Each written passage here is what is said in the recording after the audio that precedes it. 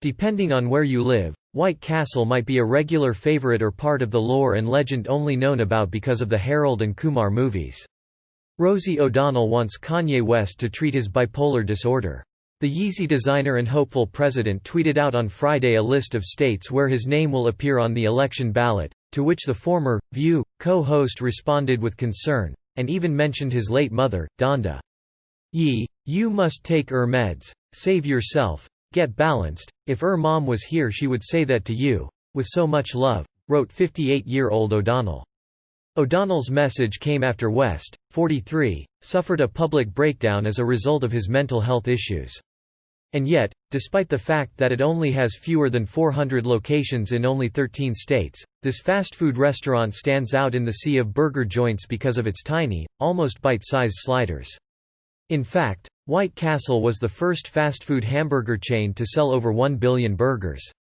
If you're one of the unlucky many that don't have a White Castle near you, you can still find their products in the frozen aisle of most grocery stores. Amid his breakdown, West revealed he and wife Kim Kardashian thought about aborting their now 7-year-old daughter, Northwest, during one of his campaign rallies. Though he and Kardashian appear to have mended their marriage while on private family trips to the Dominican Republic and Colorado, West's erratic tweeting has remained. As Page Six previously reported, West made a pit stop in New York this week. A rep for West didn't immediately return Page Six a request for comment. The "Sleepless in Seattle" actress has also had experience with mental health issues in the family, as her daughter Chelsea O'Donnell has struggled with mental illness and addiction. Chelsea reportedly overdosed on drugs in 2016 amid her estranged relationship with her mom, but the two since have reconnected after Chelsea gave birth to a baby girl in 2018. But, if you're like us, frozen hamburgers don't always sound too appealing. So we decide to crack to the code and make the perfect copycat White Castle sliders. After a few test batches, we came up with a method that makes sliders that almost look like the real deal. Better yet, they taste almost identical, too, and this recipe doesn't require a pantry full of ingredients or a ton of time to execute. Read on to find out how to make these delicious 5-ingredient White Castle hamburgers. Gather the ingredients for these 5-ingredient White Castle hamburgers. Before we stopped by the grocery store to pick up our ingredients, we took a quick peek at White Castle's website. We were hoping to find a list of ingredients for their hamburgers. Unfortunately, the only resource they provided was an allergen statement, which informed us the burgers contain wheat. Luckily, White Castle also sells their sliders in the freezer section of most grocery stores, so we were able to get additional information about the individual ingredients. The frozen sliders use a wheat flour bun, and the hamburger itself contains beef and dried onions. Although the pickle isn't included in the frozen product, we know the fast food restaurants serve their sliders with a slice of pickle, so we added pickles to the list. Finally, we know from experience that the onions are soft, not crunchy, so we added water to our list to rehydrate the dried onions. For a full list of ingredients, including step-by-step instructions and ingredient quantities, scroll down to the directions portion of this article. What's the best beef to use for 5-ingredient White Castle hamburgers? In our experience, 80/20 beef is the best choice for making hamburgers. Epicurious describes this number as the lean-to-fat ratio, so 80/20 beef is 80% lean meat and 20% fat. That might sound like a lot of fat, but it's necessary to keep the burger juicy as it cooks. The fat will render out of the beef when it's exposed to heat, surrounding the meat in the pan. That rendered fat not only keeps the meat tender, but it will also infuse it with extra flavor. You could certainly use a leaner ground beef, but your 5-ingredient White Castle hamburgers won't taste as good as the original. When Cook's Country did a blind taste test of burger meat, the testers described the 80/20 ground chuck as rich and moist. That's important for our copycat White Castle hamburgers, as they don't have any added seasoning. The patties are so small, too, so having enough fat to ensure they won't cook up with a tough texture is critical to pulling off this recipe. Choosing the right slider bun for 5-ingredient White Castle hamburgers. White Castle's buns have been baked for their restaurants at their Evandale, Ohio, bakery for over 50 years. It's pretty impossible to replicate the exact bun, but you can get pretty close with store-bought options. The ingredients listed on White Castle's frozen sliders are pretty close to several items we found in the bread aisle. We landed on Kroger brand white slider mini buns, but Pepperidge Farm Bakery Classics white slider buns were pretty similar, too. If you can't find any slider buns, you can either make your own dinner rolls or think outside the box. You're looking for a bun that measures roughly 2 inches around, so King's Hawaiian sweetbread rolls, Parker House rolls, or any other brand of fresh or frozen dinner rolls should work just fine. You may even be able to cut regular potato rolls in half or quarters to use as slider buns, in a pinch. Just be sure to avoid any tough breads, like baguette or ciabatta, as the texture is too crunchy and chewy to make a good slider bun. Why use dehydrated onions to make 5-ingredient White Castle hamburgers? It might seem weird to use dried onions to create 5-ingredient White Castle hamburgers. Why not use fresh onions, like they do at most fast food restaurants? The short answer is because White Castle uses dehydrated onions, so that's what we used to make our copycat recipe. According to the Whiting-Robertsdale Historical Society, White Castle originally used fresh onions in their famous sliders. In the 1940s, there was an onion shortage, so the company switched to the more readily available dehydrated version. The swap worked, and the company never went back to the fresh product. If you prefer to use fresh onions, you absolutely can. Fresh onions have a harsher flavor, so you may want to cook them for longer than the directions below. You'll also want to use at least twice the amount of fresh, finely chopped onions, and you'll still need to add the water to the skillet to ensure there's enough steam to cook the burger patties. Create the patties for 5-ingredient White Castle hamburgers. Now that we know what to use to create 5-ingredient White Castle hamburgers, it's time to get cooking. Start by measuring out a 10 by 10 piece of wax paper or parchment paper. It's best to place it on a baking sheet to make it easier to transfer to the freezer later. Then, spread the ground beef onto the paper in a thin, even layer about 1/4 inch thick.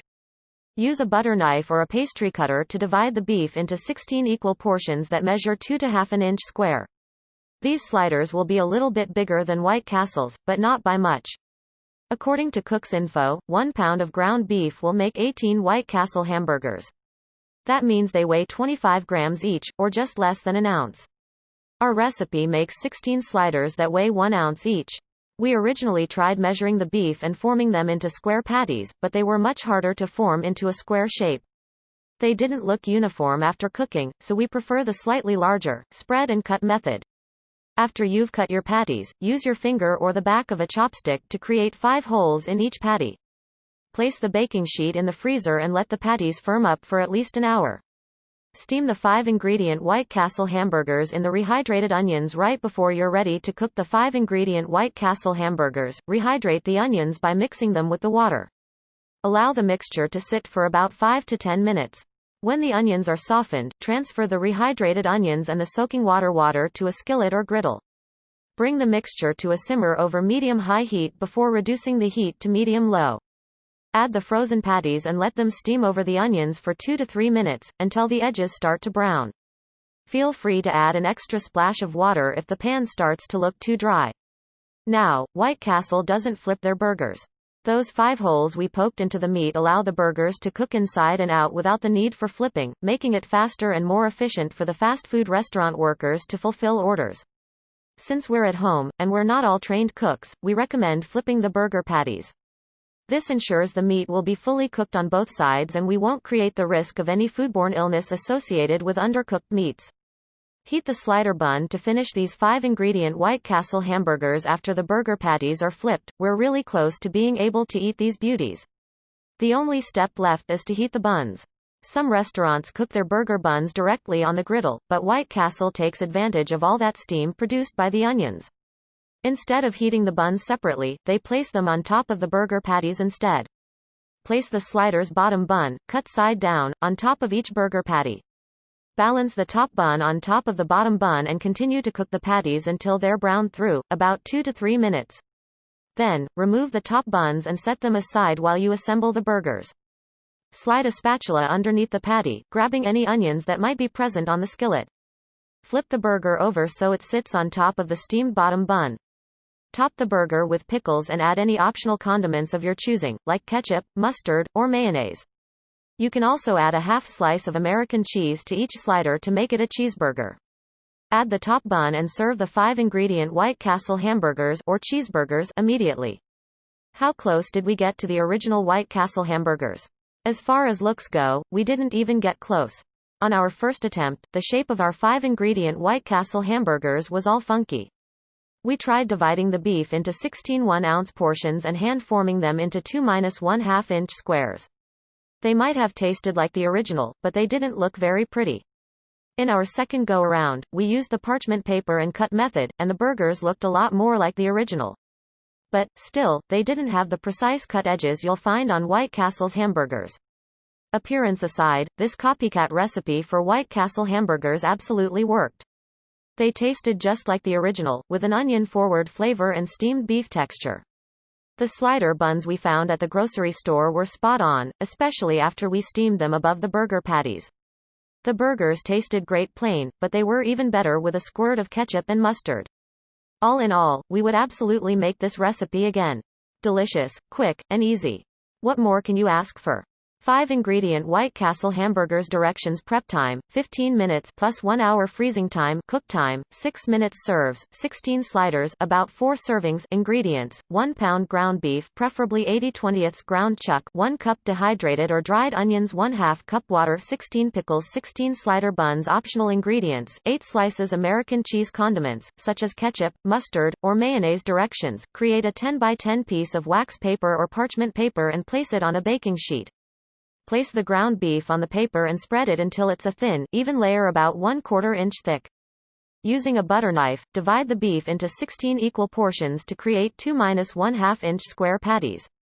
Using your finger or the back of a chopstick, create 5 holes in each patty. Freeze the patties for an hour.